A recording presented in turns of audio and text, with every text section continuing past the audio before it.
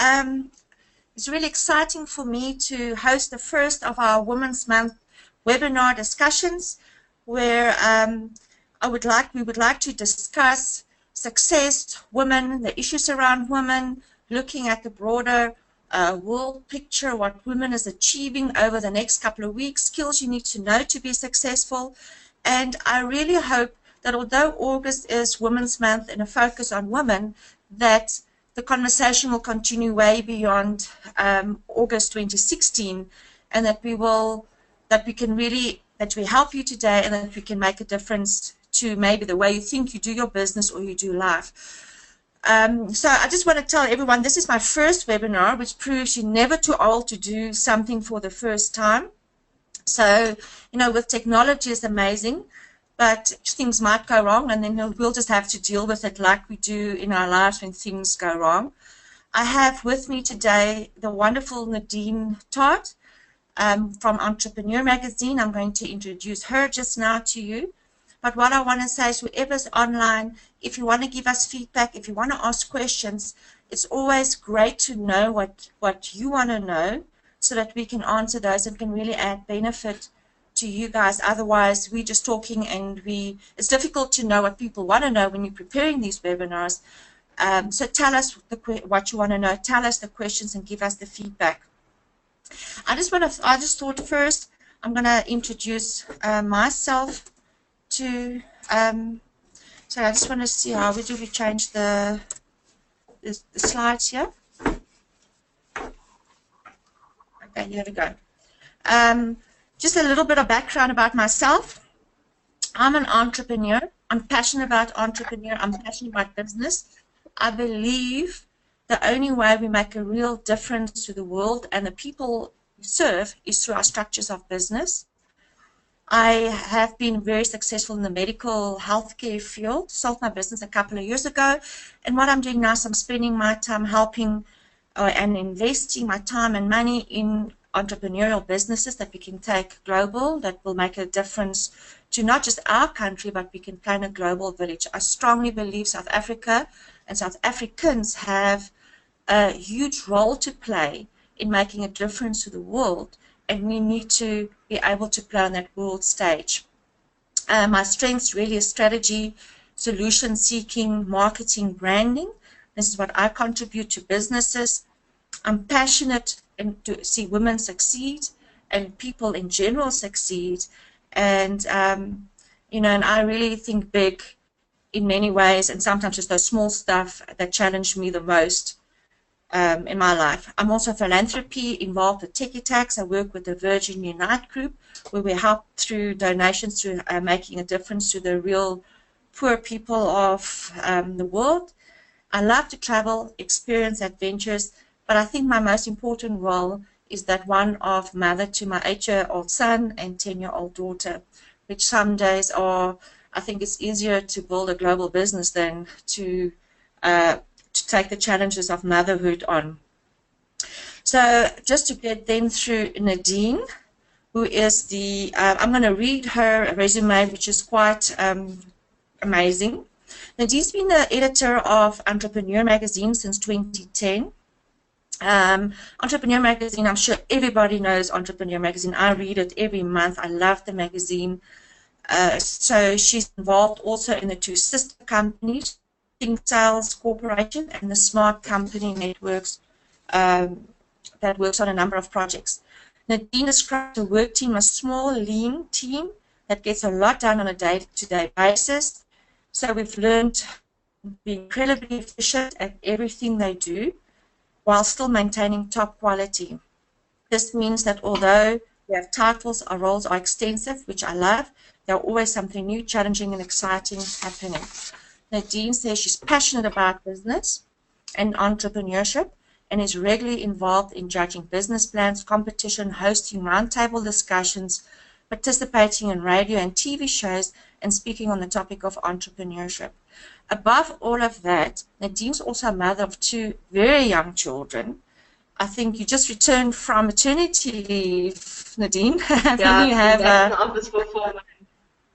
Wow, Yeah. and then you have another one under 2, I think you said, or about 2 years of age. 8 months and 2 years old, yeah. Okay. So also many roles to fill. Welcome. It's awesome to talk to you. We're going to talk about how we deal with all these different roles we have, and how you cope with all of this stuff, so we can help other women. So I just want to say from my side, I love your magazine. There's so much to learn every month. I chose this slide with these specific people that you have on the front covers because I know them all. I spent some time with them, and they're really amazing people making a difference to their industries and to what they're doing. So I just thought I would share their slides with, and I can share some of my friends. That's amazing to be on the front cover of your magazine. So we've had August Women's Month a couple of days ago. I went away with my kids to our game farm. You know, to me it's important to teach them Africa, love for nature, love for our country. And for the first time in, I think, 4 years, they actually sit still on a game drive, and it was probably the biggest Mother's Day gift to me. What did you do on our Women's Day gift to me that my perseverance paid off? What did you do on Women's Day, Nadine? I was unfortunately very ill. So myself and my son were in bed, and I was still trying to mother the 8-month-old. So that was my fun day. I really learned what it means to be sick mom. First time that's happened. Moms don't get sick. Yeah, well, this one hasn't yet. That was quite it was a fun experience. Because obviously my son was sick, so that was fine. He slept when I wished I was sleeping. But my 8-month-old daughter was very healthy and wanting to be loved and entertained. So, yeah, and unfortunately, my mom was away and my husband was away, so it was just me and the kiddies. Yeah. Wow. So thank you for being here. Thank you for getting better that you could be here to join. I just want to quickly, before we start the discussion, also want to thank you and introduce Wealth Migrate, who's our sponsor, who just want to give you some background around Wealth Migrate. Is the first global online real estate or property investment company. It was founded in Cape Town, and now its office is Hong Kong, Australia, China, USA. And I'm a fairly large shareholder also in Wealth Migrate and helping the guys scaling the business and helping with strategy. But what's most important or exciting to me about Wealth Migrate is, although what I found is real estate or property is really, really a male-dominated industry, and there's very few women making their mark, and probably more and more as we go along, both on owning real estate companies or even investing in real estate. And I'm doing both because through Wealth Migrate I was able to build up a nice sizable global real estate portfolio. But the passion the guys have to help women, to help to teach women to be successful in investing, in building portfolios, that I commend them. And they really convinced me that we should do this through Wealth Migrate, through the platform, to start talking to women and create a movement of women that can be successful in life, in business, and the investments. So really thank you, Scott, and your team, Jenny, who helped setting up, and for the marketing, Kevin, who's on the other line helping us control the meeting. Thank you so much for doing this and convincing me to to do this. You know, it was just one event. Initially, it was just one of those things, oh my word, another thing to do. But now I'm happy that I'm so glad that we're doing it, and we're going to continue a couple of conversations over the next few weeks. So why women and wealth? We chose the topic because wealth and success and business, entrepreneurship are really topics women do not often engage in. And it's changing over time, and I'm sure it's going to change faster. But I believe that if we make it okay for women to talk about the stuff we're struggling with, to ask the questions that we need to know, then we can really make an impact and make a difference and grow our businesses. So, and if we just look, you know, currently the world is probably the most exciting place for women. The stereotype jobs are not there anymore. Women can pretty much do whatever they want to do, whatever they set their mind to do. The so-called glass ceilings hopefully is busy. I'm going to talk to you about that a little bit later, Nadine. The age ceiling, where women is achieving things on ages unheard of. You know, we're going to live longer, we're going to work longer. 60 is now the new 30 and 100 is the new 60. So things for women is changing so fast that I think it's time to have conversations and to talk about it and help women who want to get there but are not always sure how to grow themselves. Women around the world is playing massive contributions to economies, to businesses, and I thought before we get to the South African context, let's just look at what's happening in the world, because maybe that will give you more confidence in knowing where the world's going. Sorry about that. So currently, if we look at China, out of 10 self-made billionaires are now coming out of China. This is an economy we don't really hear good things about, or there's some, but China is growing, is the world's biggest economy. Women are playing a massive role in growing that economy. And since we've migrated in China, we got to learn the Chinese culture. It's really interesting to see that the men are the ones taking care of the household, taking care of the kids, so that the women, and really, really supportive of the women making a success. And, you know, for me, it's amazing to see this, because I believe when women get to the point of success and there's more successful role models, it will be okay for more women to think that it's okay to be successful. In USA, we have the same statistics. We're currently over 50% of the nation's wealth is controlled by women, and predictions are by 2020 this will increase by 2/3. So another world economy that will really have powerful women and women controlling the nation's wealth, and then I believe we'll see the tipping scale of women making a difference, and it will flow over to the rest of the world if the two biggest economies really have women running it. You know, I'm studying in business strategy. You really need to know the trends in business and to see where the world's going. And one of the waves currently that will hit us, or is hitting us, is that by 2020, the prediction is there'll be 1 billion entrepreneurs on the planet. A growth from currently about 600,000 to 400 million more entrepreneurs on the planet will be globally. Africa, South Africa is set to be the biggest growth of that number, purely because unemployment and people are needing to start their own thing, and also just general dissatisfaction of how they work, of employment.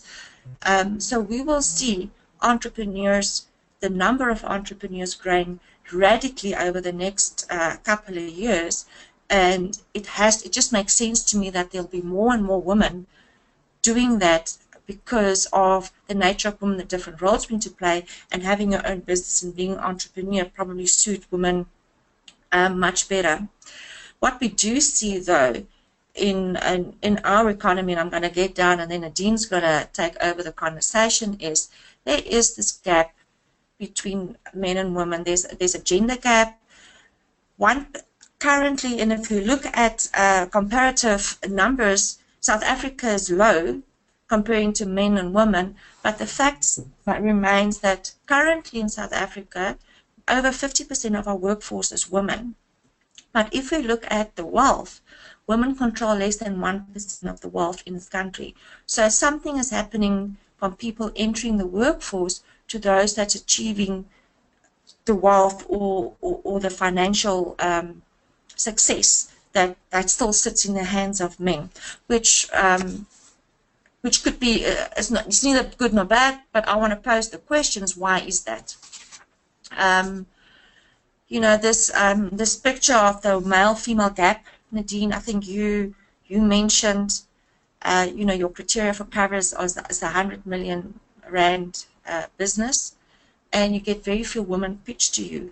I just noticed this picture. Someone wrote an article on, again, the gap in the real estate industry, and as a matter of fact, I think they mentioned 3 women that plays a role, and I was one of those women that's really trying to close the gap in a very male-dominated industry.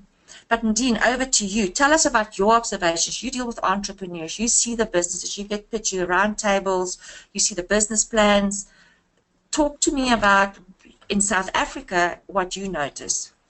So, yeah, Hilda, like you mentioned, this is something that we're very conscious of.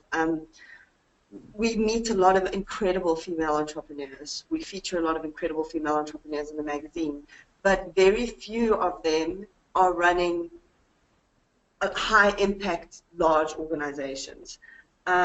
We find that, like you mentioned, our cover criteria, one of the cover criteria is we like businesses that are 100 million plus.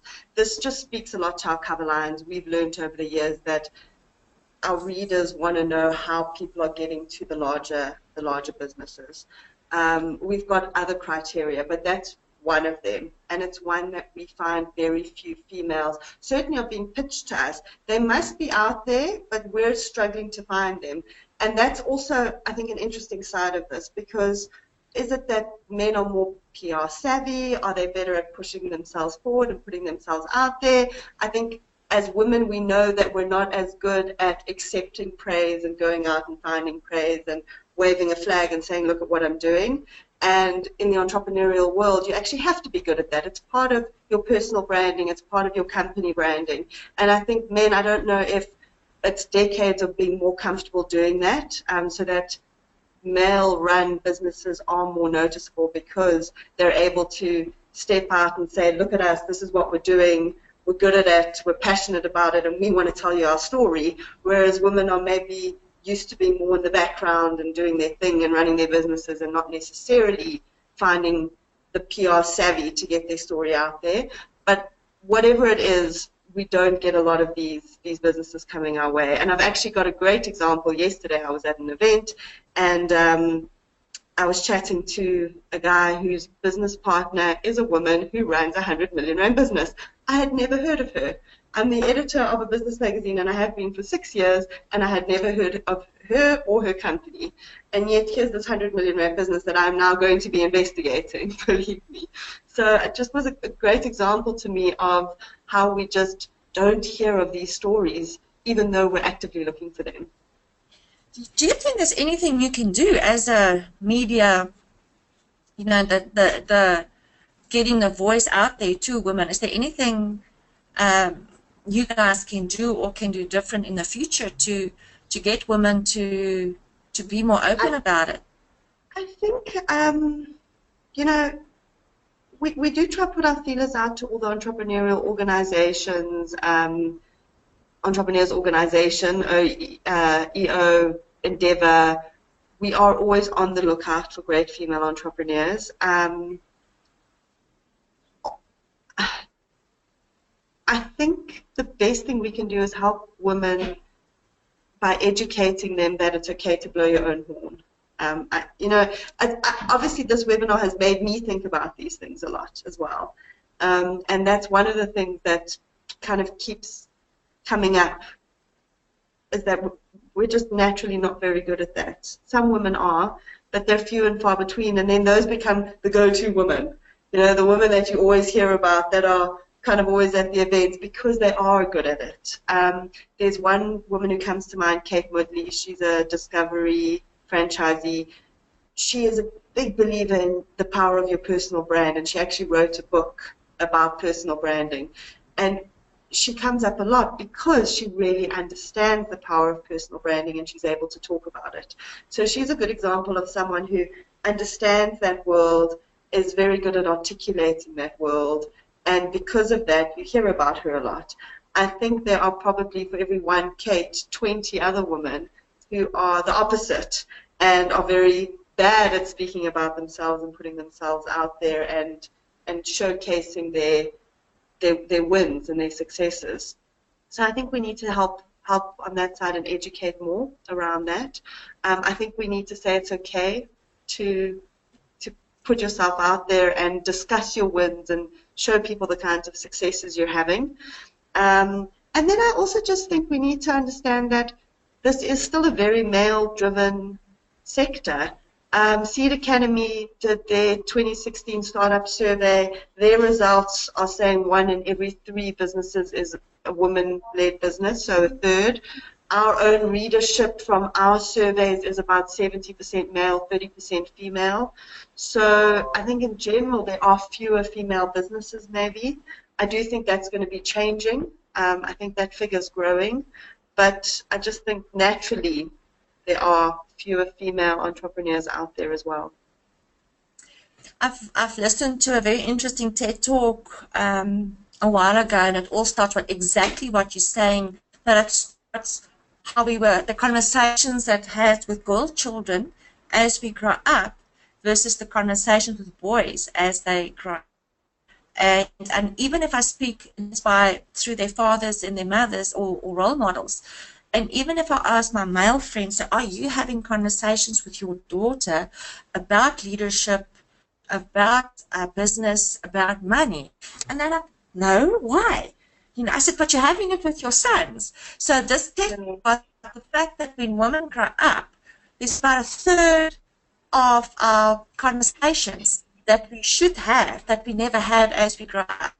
And around more of the harder life skills that men has. And for men and boys, never has the conversations with about nurturing, listening, you know, the softer skills that comes naturally to women.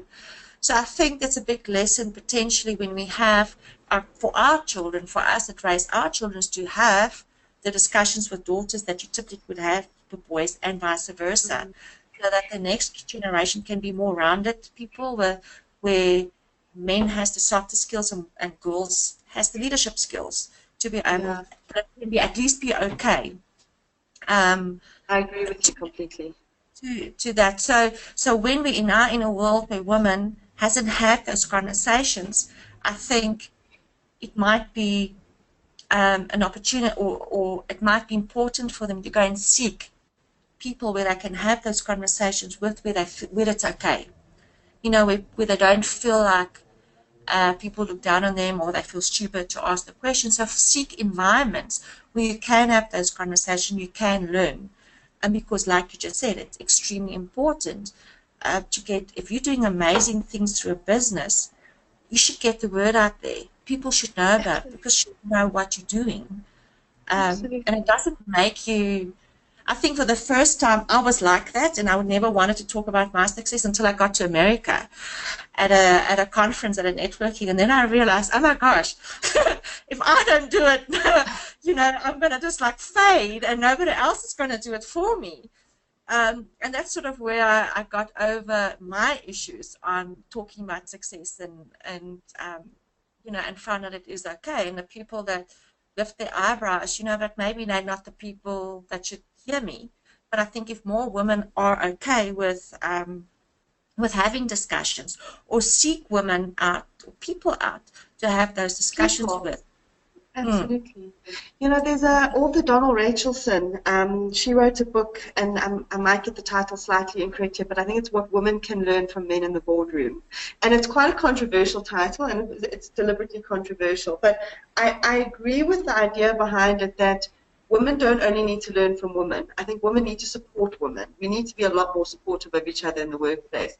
But I think there's some things we can learn from men as well. And one of those is exactly what we're talking about right now. Women networking groups are excellent, and they're important, and they should exist. But I think women should also be going to entrepreneurial and business networking groups and watch how men interact with each other, watch how they network, watch how they get up and talk about their businesses and the way they pitch their businesses, because those are skills that we need to start internalizing as well. And I think, you know, an example that always comes to mind are the founders of the Creative Council, Ran Noyner and Gil Oved. They are masters at this, absolute masters. And the end result is that you actually just end up having huge respect for what they've achieved because they're so passionate. No one turns around and goes, oh my gosh, look at how they're talking about their business. You think they're fantastic and you want to hear more. So, and if someone, like you mentioned earlier, rolls their eyes at what you're saying, well, those aren't people you need in your life or to be talking to about your business anyway. Walk away from them. There are far more, I would say, intelligent, savvy, and supportive people out there.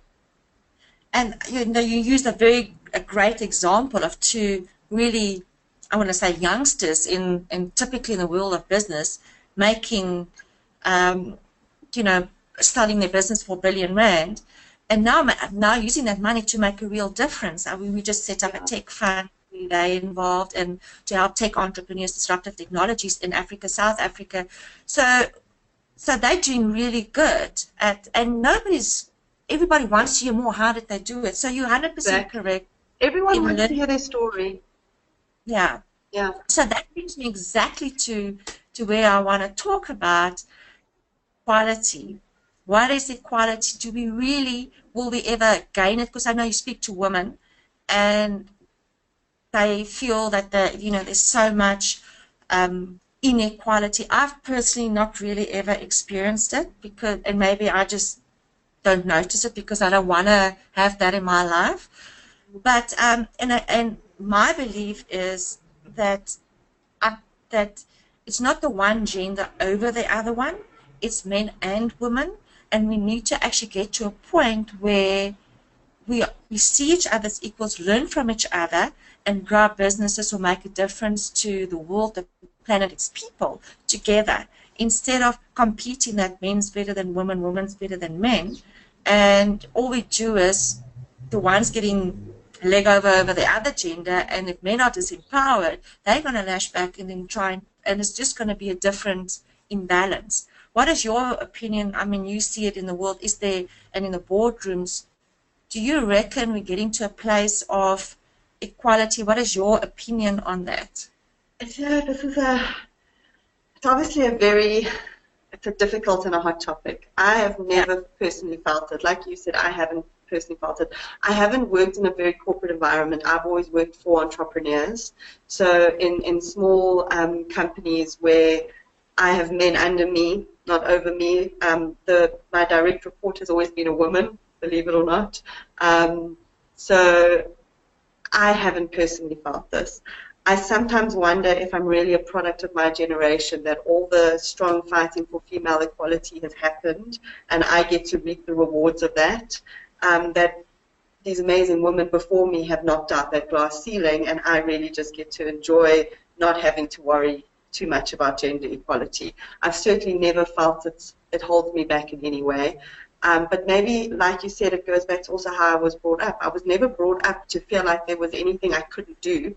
I had a father who had 2 daughters, so by the time we were in high school, we were learning how to drop Beetle engines. We each got a Beetle because that was a car that we could service ourselves. So my dad's way of getting around having boys was to just go, oh, well, you're going to learn everything I would have taught them anyway. So, this was never something that actually impacted my life. I'd always just thought, whatever I want to do, I can do.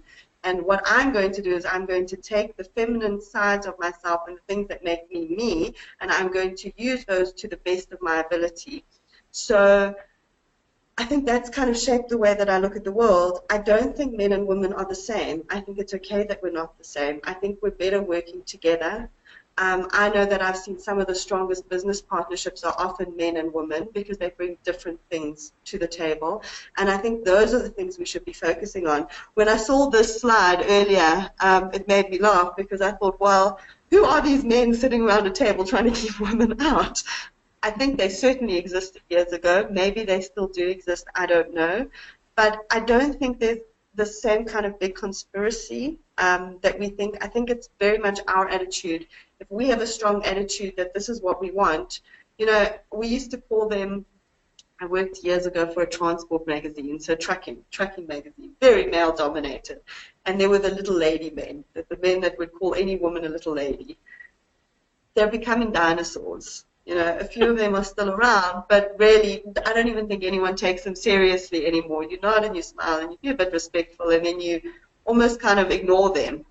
And I see that more and more moving forward. Younger guys certainly have learned from the classroom already. I think most of us were taught girls can be smarter than boys, and we can do anything that you can do. And I do think this is now permeating into the workspace. Which is quite amazing that the newer or the younger generations now entering into more senior positions or their own businesses can actually now have a voice in saying we don't want to do it the way our grandfathers, did life or did businesses. Yeah. Absolutely. And I think what I experience is from the older generations is they really want to embrace women, but they're not always sure how to because there was such a big divide, and they were never like had the role models on how do we do this. So it's all that's exactly what you said. It's up to us to show them how we want to be treated and to show them how they can and train them how they can embrace women and treat us as equals. And you're going to get guys that will probably never do it, but luckily they... Yes, there will always be. There will always be. I mean, we just need to look at what's happening in the US at the moment to know that some crazy, stereotypical, misogynistic ideas will always exist. Yeah. But when you're on the ground and you're doing it, I'm a big believer in relying on yourself and your own drive. I think we can achieve anything we put our minds to. I do think women have to work harder to prove themselves still in a lot of areas. I certainly don't want to say that that isn't the case because I think it is the case. But I also think we need to be conscious of the fact that we don't always want the same things. I have a lot of friends who, one friend comes to mind, she was running the design department in a Big Four bank. She was moving up the management chain. She left to start her own company because she didn't want to work 18-hour days. She had 2 children. She actually wanted more balance in her life. That was a decision she made. So we can say, okay, well, there aren't enough women in leadership roles, but I also think at certain points women are making key decisions to channel their careers in different ways. Maybe not forever. It might be for now, for this time of my life. And in a few years that will change and I will be gearing up for another higher leadership position.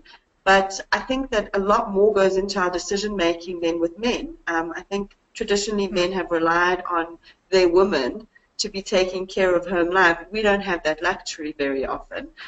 You hear more and more that men are becoming stay-at-home dads. I think that's wonderful. But the reality is more households are dual income households. I would certainly say more households need to be dual income than single income. So it's not a choice of mom staying at home or dad staying at home. It's we both need to work, we both need to go out there and do it. And yet it's still mom who's worrying about the doctor most of the time and kids to and from school and. So we naturally have to juggle more, and I do think that plays into our decision-making along the way. I read a quote from Sheryl Sandberg yesterday that says, quite interestingly, is your biggest career decision you'll make is the person you're going to marry one day. So that's quite an interesting, because that's what coming from her, that's quite a thing, yeah. I wonder what her husband's like. So we're just talking about women's different markers for success, and I want to hear your opinion, because you just said a woman left the corporate world starting her own business because we have different decisions, we base our decisions on different things, we have many different roles. Do you want to just maybe expand on that a little bit? I think it's different for every woman. I think we should all have our own personal markers of what success is and what's important in our life. But I also think that changes. So what's important to you in your early 20s is not necessarily the same as in your late 20s, early 30s, and so on. I'm personally right now in a time of my life, as you mentioned, I have 2 small children. I'm a very ambitious-driven person. I always have been. I'm not afraid of hard work. But right now, I also need some time with my children. I don't want to miss that. It's going to pass quickly and it's going to be gone. So now is not the time when I would also choose to do my MBA, for example. If I was in a corporate environment, it probably wouldn't be the time where I'd be pushing for a higher promotion. That will come a bit later. We see with entrepreneurs that a lot of women start companies for a bit of flexibility as well. And then as their children grow older or something changes, their goals suddenly change. And another example from yesterday was a woman, she's been running a great business, and then she went through a very messy divorce, and suddenly that business has quadrupled in size over the last 2 years. Wow. Her goals have completely shifted. It went from this is my business and I love it and I enjoy it, to this is my business, this is my livelihood, this is what the legacy I'm leaving for my son, and now I'm really starting to focus on that 40 million, 50 million, who knows, maybe 100 million rand turnover.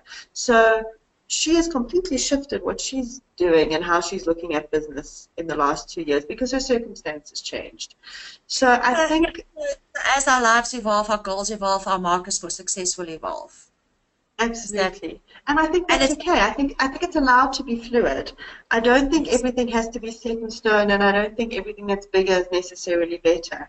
I think you need to sit down and work out what do you want to achieve.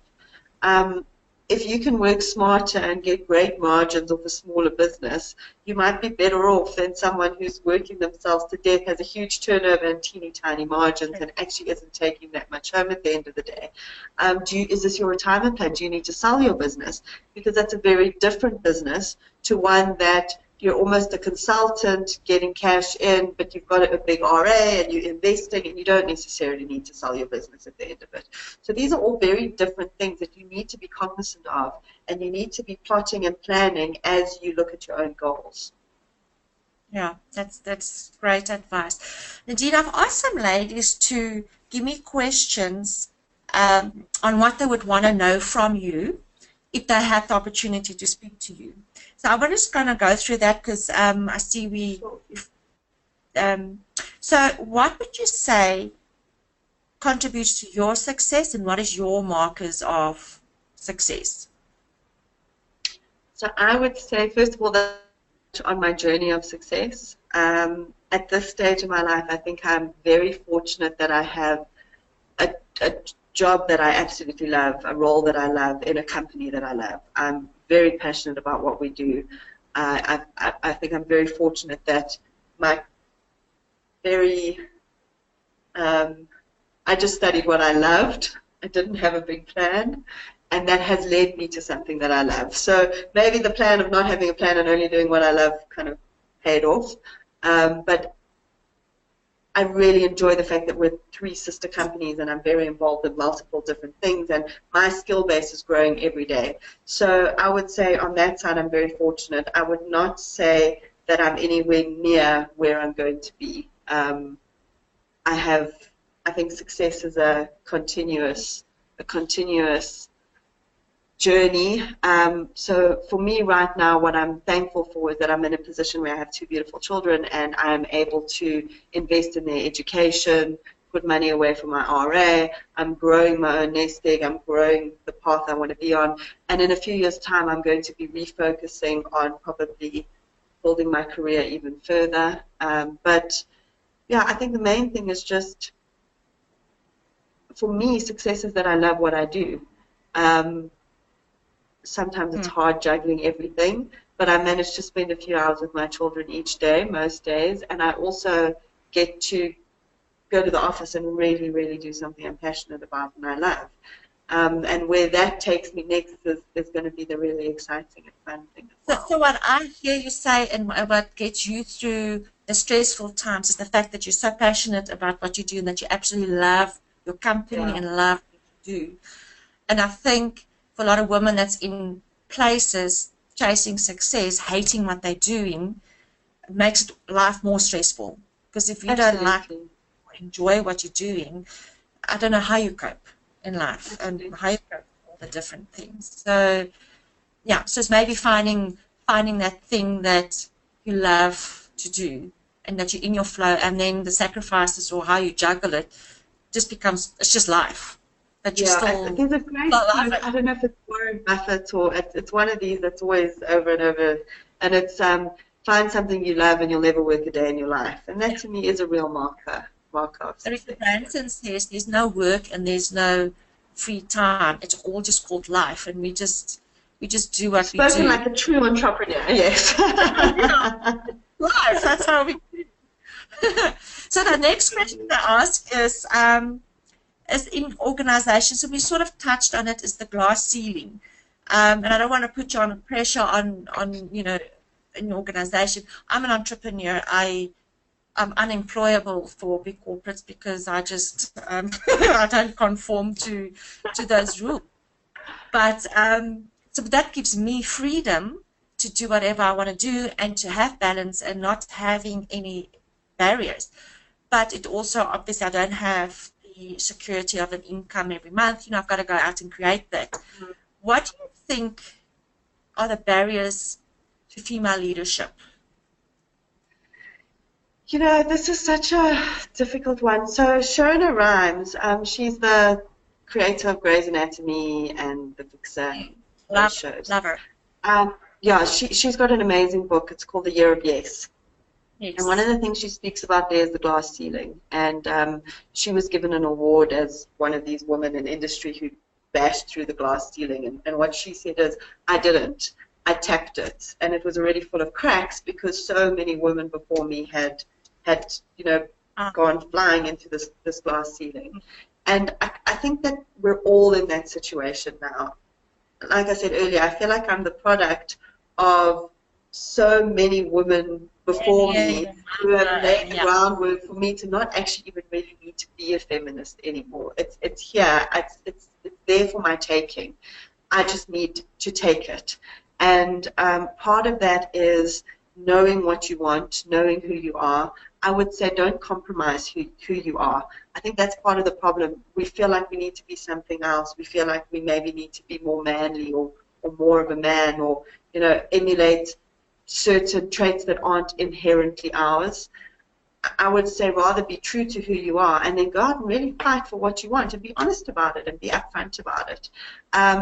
If there's a glass ceiling in your organization, then maybe that's not the organization for you. If you can leave it, then I would encourage you to leave it. But be very careful about why that glass ceiling is there. Because I think it's easy to default and go, well, I'm a woman, so I'm not getting anywhere. Instead of saying, okay, but hang on, am I doing something that's got nothing to do with my gender that I could be moving further forward? Am I proactively taking what, understanding what my bosses require of me? We always call it managing up.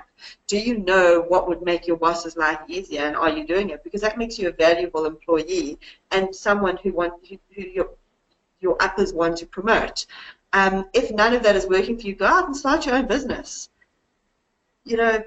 Take control of your own destiny. I think glass ceilings are there to be broken, but you're the one who is the driving force behind your own energy and your own destiny, and take that responsibility. Yeah, that's 100% is exactly what I believe. Then we get to your best and worst business decisions. One of those. Yeah, thankfully I couldn't think of a really worst. I think I've made some bad decisions along the way, and most of them center around too much. Again, I don't know if this is a very female thing. We think we can do everything. We're bad at asking for help. I'm bad at asking for help. I'm bad at stopping and saying, I need help. This is too much. I'll just say, yes, I can do it all, I can do it all, I can do it all. That's a woman thing. We all do that. I think so. And what ends up happening is, like what happened to me this week, I get incredibly sick, man down sick, and actually the world didn't end. Everything's continued. I'm back up and I'm catching everything up. So I think I make those small bad decisions along the way where I need to stop and breathe and slow down. Best decision I ever made was two things. The first was really studying what I loved. So I think that has brought me along a path that makes me very happy. What I loved was actually English and history, and I ended up with a master's in history and was almost unemployable because no one knew what it meant. But through that, I got my first copywriting position, which then took me into a junior journalism position. And then the best decision I made was joining Entrepreneur, because this has really shown me, I knew nothing about business before this. I didn't realize how much I would love business and entrepreneurs and how interwoven into the social fabric of society business is.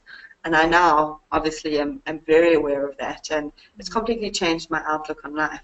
So over and above the fact that I love the company and the product and our brand, I just think that I have a new awareness of the world around me that I'll only continue to build on. Yeah. So for anybody that's listening, would you, I would really like to hear your questions and not just my questions to Nadine. Is there anything that you guys want to know from her? Please post your questions or put your questions on so that we can discuss that and we can make sure you get the answers that you need to know. Nadine, to get back to best and worst decisions, I think sometimes 2020, hindsight's like they say 2020 vision, and you never know when you make the decision if it's going to be a good one or a bad one. So it's only after the event that you think, oh, I could have done something different. And from the bad decisions, you know, I just find out what can you learn from it, never to repeat it, take your lessons out of it, and completely forget about. Richard Branson's brilliant at it. You know, he whatever, if something goes wrong or he's failure in his business, they will get together, they take their lessons out of what did we learn, how do we never make sure we never ever repeat this, and then he literally forgets about it. He will not talk about, he will not think. And I think very often women, we ponder and we Oh think my gosh, yes. Overanalyze and go back and turn it over and and over. you know, where we get where men would say, oh, that just stuff happens, and we will say you know, we did something wrong, or it was us and we the failure. And so maybe just move away from we the failure into, you know, it happened. Maybe it was a lesson we need to learn, and it gets us onto the next road. And the most important for me is we made a decision. At least we made a decision to do something about it. Absolutely. I think there's something around that as well. The best decision you can make is the best decision. The second best decision you can make is any decision. The worst decision you can make is no decision. So, and I think that's something I'm certainly guilty of. I will way up, way up, way up. Sometimes you just need to go for it, and then, yeah, if it doesn't work, analyze it and move on. Learn from it and move on, yeah. So as a child, what was your dream? Was this your dream job? It was to be a marine biologist. I think a lot of kids have that one. Be a marine biologist. Then I realized I didn't really like biology, and it was a lot of biology. So what I've always been a voracious reader. I loved English and I loved history. So I just studied those, and I suppose I just trusted in the universe that it would bring me something where I could use those skills, and that's what happened. That's amazing. So, yeah. Ask and you shall get. Just be careful what you ask for. Yes, absolutely. Absolutely. Yeah. You need to know your own mind, I think. Yeah. What woman inspires you? Or not woman necessarily, who inspires you? So there are so many people who inspire me. My grandmother, she has an amazing ability for forgiveness and capacity for forgiveness that I've always found quite incredible. And then Shona Rhimes, who I mentioned earlier, she's got this philosophy in life of just, you are the architect of your own destiny, and everything is in your control. You just have to make the decision to do it. And the way she unpacks that and thinks about it, I find quite incredible. So over and above the fact that she's incredibly successful and she creates these amazing things and shows that people love, she's just really got this... She owns Thursday night's TV on the stage. Yes. This is a great achievement for any woman. It's an unbelievable achievement, yeah. Any woman, a black woman, I think she says, you know, she's one of these first but different. She's been given all of these awards for breaking glass ceilings. But when you listen to her talking through her book, it was never her plan. That's not what she was trying to do. She was just trying to do what she loved, and she was trying to do it really well. And then somewhere along the line, she realized, well, people are now watching me and looking to me for direction and for inspiration. And I think she had to start thinking about, okay, well, what is it? How did I get here? What do I do? And she's just got this incredible well of discipline, self-discipline, motivation, that she is the architect of her own destiny. And I love that idea. I'm very inspired by the way she looks at the world. And then really, I get to meet inspiring people every single day. This is one of the, you know, you think South Africa, there's so much doom and gloom in newspapers, and on a weekly basis, I'm doing the exact opposite. I'm meeting some entrepreneur who's just overflowing with passion and inspiration and wanting to change the world. And I just think you don't need to look to the game changers for that inspiration. It's all around you. It's in everyone getting up and doing their thing every day. You just need to actually be wanting to find it and looking for the positive. That's beautiful. So as a young woman, well, not a generation or so younger than me, what would you say would be your generation, your millennials, and the next one's biggest challenge that they'll face? I really thought about this one as well. I think what we think people are going to face and what they end up facing tends to not be the same. What I would, so I thought about what I want to encourage in my own daughter, and that's on the one hand that she can do anything. She can be anything. She can do anything. The world is her oyster. But on the other, I don't want her to forget that she's a girl. I think it's beautiful to be a girl. I don't think a little girl has to be a little boy.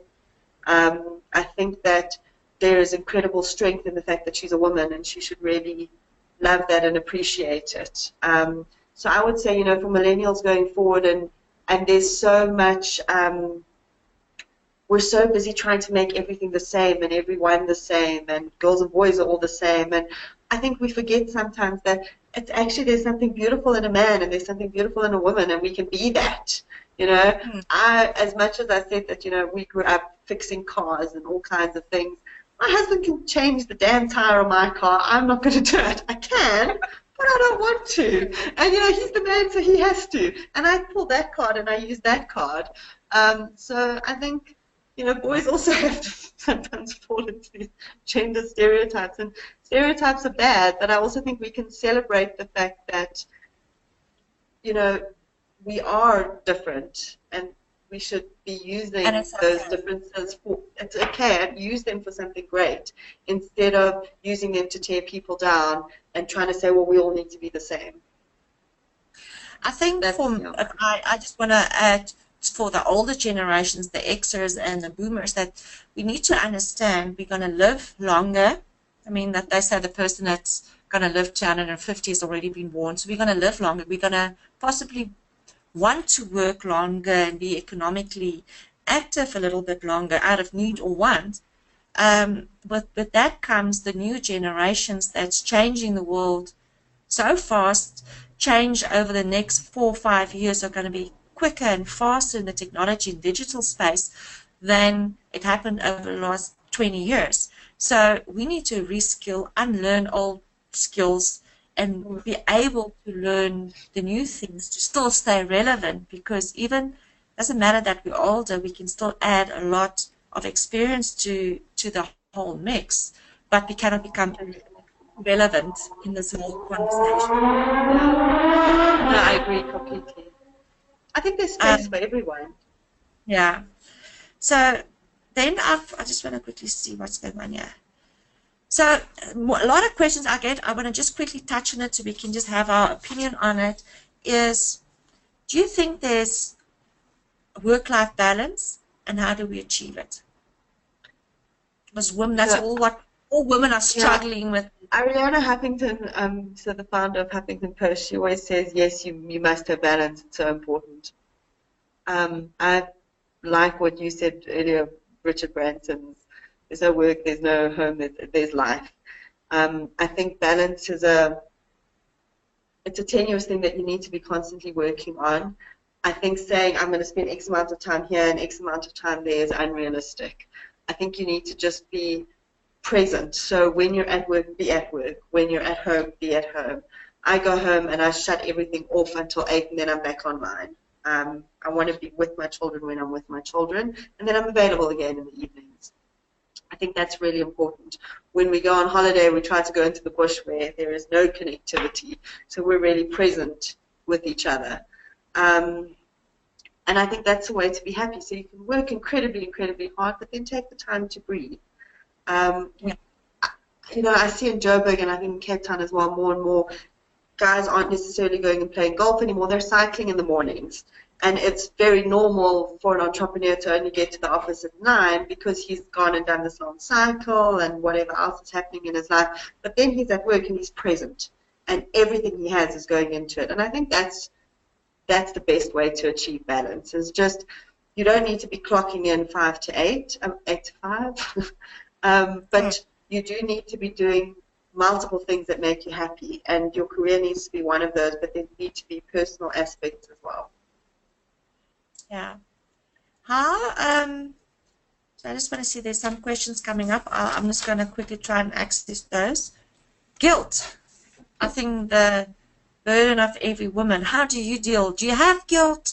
No, I've had to I learn think that. everyone has guilt. I think it's completely unrealistic to think you're not going to have guilt. Okay, obviously there's mommy guilt, but I think there are many forms of that. I don't think it's only mothers that have guilt, that you can't always get to everything and be everyone to everyone, everything to everyone. So I think that's one of those, as long as you know you're trying your hardest, there will be times, especially for entrepreneurs, where you aren't seeing your family and your friends. But try and let that period pass where then you really do, and be honest and let everyone know what's happening. I think too many people get scared and they don't want to pick up the phone and say, look, I'm really, really busy, but I haven't forgotten about you. They'd rather just put their head down and work, and then I think it's easy to start making misconceptions based on that. But guilt's a real thing. I think everyone deals with it. It's better to just be honest and open about it. Yeah, it's true.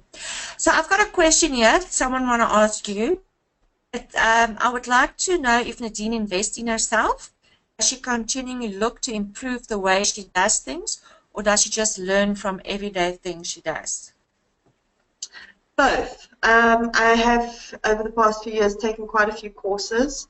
One of the big ones for me was a management course. I find that in everything I do, putting magazines together is easy. Managing people is hard.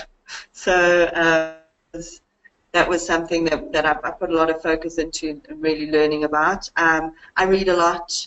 And then I am fortunate that in my job I am constantly learning. So I think if you don't necessarily have a role or position where you're constantly in contact with subject matter experts, you do need to pay more attention to going out and finding that information, whether it's books or joining organizations and having discussions. But I think it's something that needs to happen a bit naturally, but you also need to work at it. But personal development is incredibly important in all aspects of life, and I certainly think it's not something that should ever stop. Okay, thank you for that answer. Lynn, do you believe we can really have it all? I do. I don't know if that's a bit rosy glasses. I do, but I think you also need to, I won't say be realistic about what all is, but, you know, at some point you need to stop and say, I'm happy, and be thankful for the fact that you're happy. If you're always aiming for, it's good to aim and be always, you know, trying to improve yourself and find the next thing, but I think too much of that, and you can also always be wanting and never appreciating. So I think you need to define what your all is and what's going to make you happy, and then take the time to stop and be happy. It's before you start chasing the next thing. Yeah. So what I usually get is, you're so lucky. How did you get so lucky? You know, it's so hard for me, and you're just so lucky. Do you get that? Yeah, hard work. You know, I've just, initially when I heard people say, oh, she was just lucky, I was like, really? You know, and I got a bit upset about, because now I realize this is how people see it, and like Gary Player said, the harder you work, the luckier you get. Exactly. And so, yeah, so I guess people just don't see that hard, extremely hard work, the long hours you do to get to results. So, you know, and I just want to, I think my message to people is, when you do get to think, oh, she's so lucky, maybe go think about the hard work she does to get lucky. And sure, I'm going to be, and you're also going to be a lot luckier in the future, because we were going our luck, you know, in different arenas. So you learn the new skills that you need to take to become lucky. Absolutely. So another question someone's asking, that's also one of the questions I get a lot, is how do you get over the fear of getting started with your own business? I don't know if you have an answer to that one. I mean, I am employed. I chat to entrepreneurs a lot, but at the end of the day, I am an employee. And I think that fear of starting a business is very real. So for me, fear is just something your mind conjures up. So I had to, obviously, when you start your own business and initially starting out, fear is a lot of something you have to deal with. But now, well, I guess I have no fear, because you make the decisions. You know why we're doing something. you do some research. You don't just resign your job and then off you go. You need to know something about the industry that you're entering. You need to know something about why I would want to do this business. How am I going to impact the world, and how am I going to make a difference?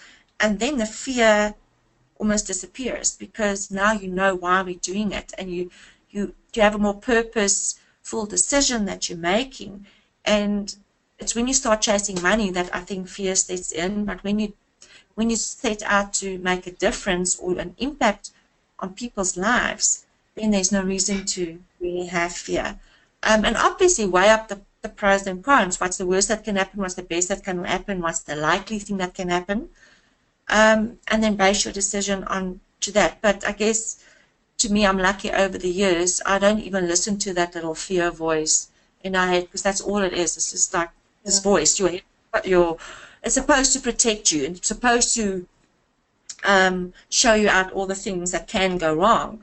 But then it's up to you to silence that voice and then make a decision. Yeah, anyway. A lot of women at events ask me, where can they find a mentor? Do they need a mentor? Is it important?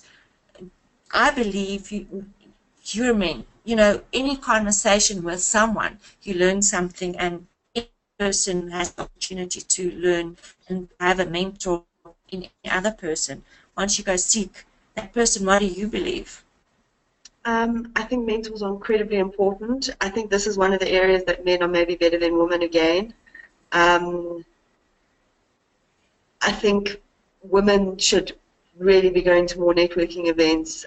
They should be joining more entrepreneurial associations. They should be finding a mentor, absolutely.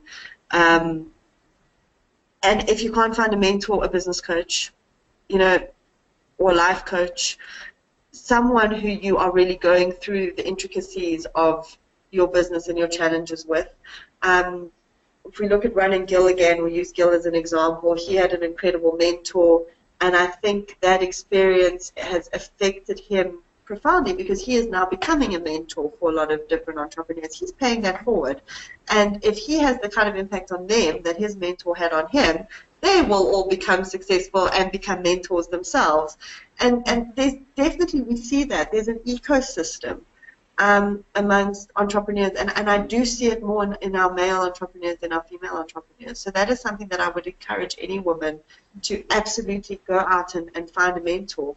And like you said, anyone you speak to can be, so be involved in networking sessions, have a women's circle, for want of a better word, but you need someone who you are talking through your challenges with, and who can say to you and call you out and say, that's not a good idea, or why are you thinking along those lines, and talk me through this a little bit more, or have you looked at it from this angle? I think that's essential. Yeah. I have a couple of coaches that helping me in different aspects of business progress, and growth. So I'm a total, I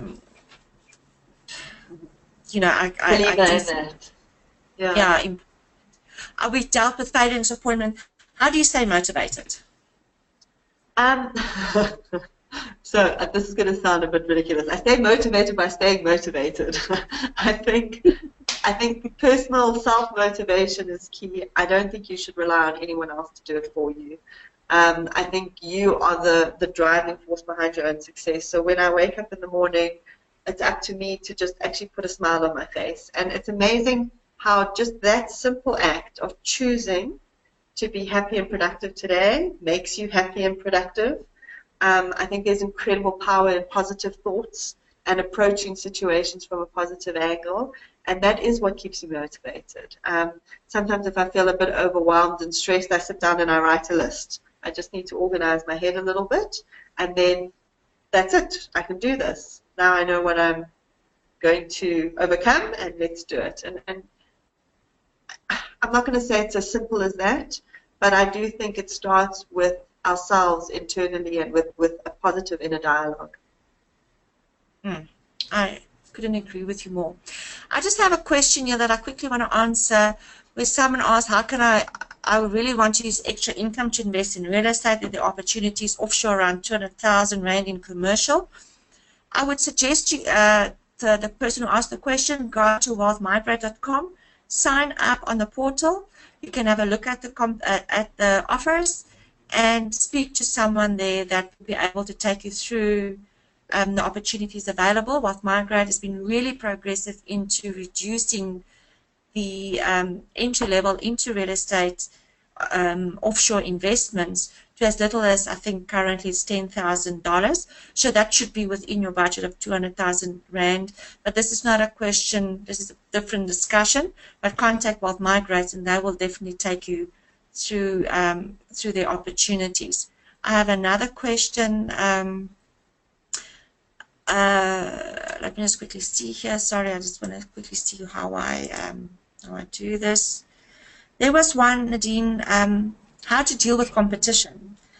I don't know exactly what the person want to know. How does the entrepreneurs you deal, how do they deal with competition? So I'll answer this from two different. So if it's internally in a corporate situation and you're talking about someone who is competing for your role or another role or for promotion, I think it's a lot of how you look at it. So competition is a good thing. Competition can only ever make you be a better version of yourself. I would say that the best thing, and everyone should be doing this, is just be as open and transparent and as you as possible. You need to trust in yourself. You need to trust in your own skills.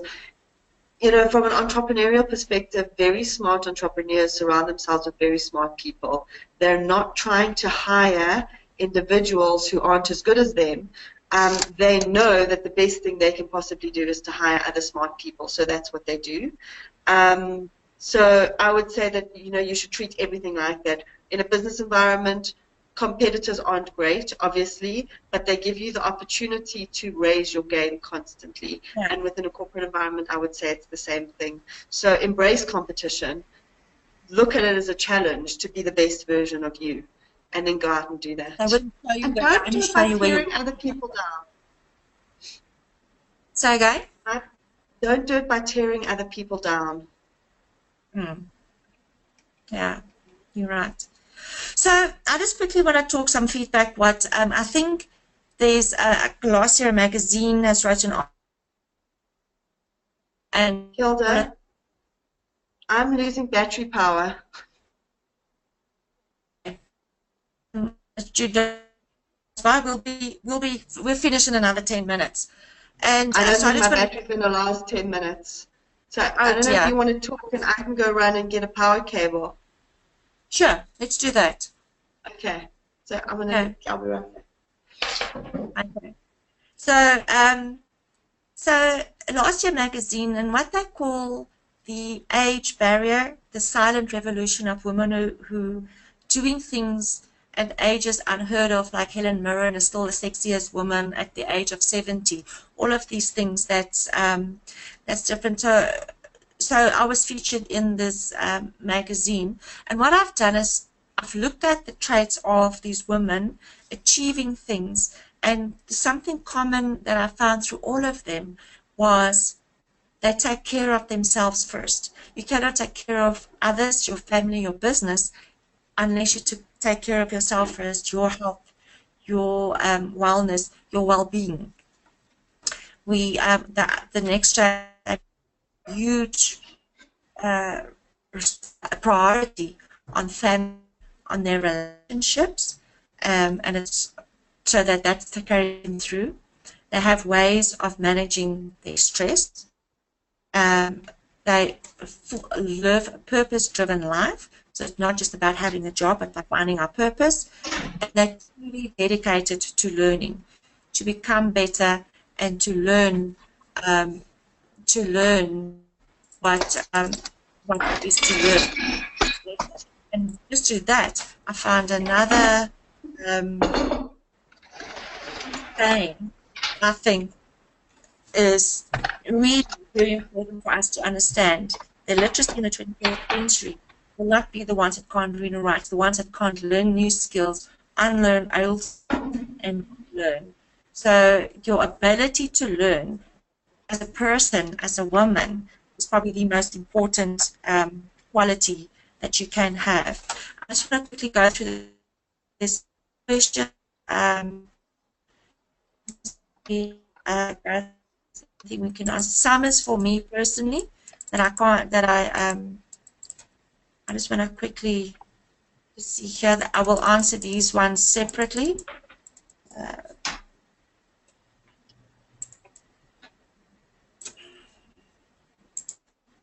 Okay, I think we've answered. There's some general questions that I think we've already answered. The other ones we will get back to people that has asked the questions. So I think it's time, just from a wrapping up, I just want to share my 5 me for successful life, what I've learned, and it's 5 tips from Nadine. And the last 5 things from me is, to live a successful life, you need to understand what success means to you. Nobody else, every one of us have a different definition of success. It's okay, and then you create a world of your definition of success. Stop making excuses. The stories we tell ourselves of the reasons why we can't do things are very often the things that hold us back from achieving that successful life. Blaming excuses is just something that I don't allow myself and don't tolerate. Find your purpose. I think it's Oprah Winfrey in one of her video sessions that said, if you don't know your purpose in life, you have to stop whatever you're doing and do the work in finding your purpose. Gratitude. You know, if you can't be grateful for the small things that you have in life and grateful for the little things every day, you definitely cannot be grateful for the big things that comes. The small little things every day add to the big things. So I make an effort of consciously being grateful every morning, every day, for the things that I have and that I've achieved or set out to do for that day. And then I believe you have to give back. That, you know, that what you give, you shall reap.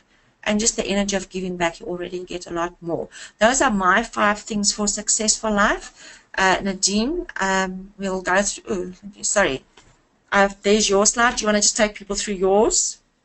Sure. So for me, I've always been a big believer that success is what you make it. You know, we all, like you said, and I love that, and I completely agree with that. We all have different markers of success, and I think we all need to stop looking at our neighbors and trying to emulate theirs and figure out what our own is. You know, what's going to make us happy.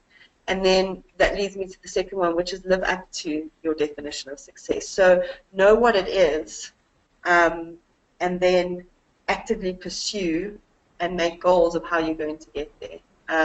You know, it's all fine and well if you have this vague notion of something in the background, but and you don't understand why it's not happening and why you're not achieving anything, but you haven't actually taken the time to sit down and put your goals on paper and know what you're actively pursuing.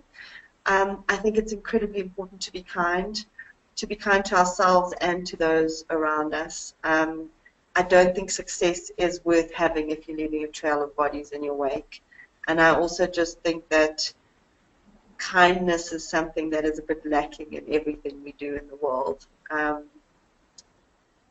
Live life with abundance. I think the two are tied together. But if you look at everything with abundance and you think that I can give more because it's going to come back, I think it's a great way to look at energy and replenishing energy.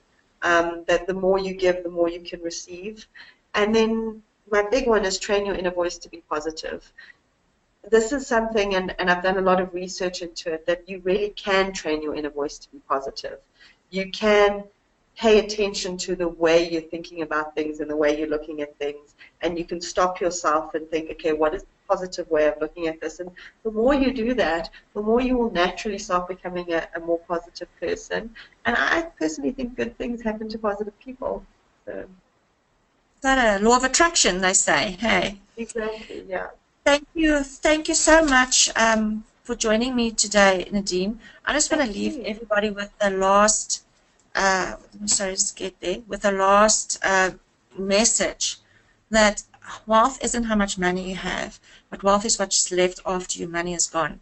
So, you know, we always think wealth is about money and success is about money, but a healthy life lived in abundance and positiveness creates a lot more than just money. So just always remember that. So I think we've come to the end of it. There's no more new questions that I can see right now. If I missed out on your questions, I'll try and answer them afterwards. So thank you so much for your time, Nadine. It was amazing talking to you and sharing your words of wisdom. I just want to remind everybody that next week I'll be talking to my dear friend Hannah Marie, and I will show you my best life blueprint. And we'll talk about the structures and all this boring stuff women think their husbands are going to do for them. And I want to make my message here is it's the stuff you need to also know, you know, and not just wait for someone else. Why you should have structures, why you should know about it. I also want to ask people to log on to my website, to sign up for the newsletter. After each of these webinars, we'll be sending out a little summary of lessons learned and learnings, and share and start the conversation, continue the conversation, and you know, everybody makes a difference in their lives. Thank you so much for attending. Thank you for the people that's watching the recording of this, and we hope we make a difference. Thank you so much, Nadine. Thank you. Thanks. Hope you have fun. Okay. Bye. Wonderful. Thanks, Hilda. Bye. Stop.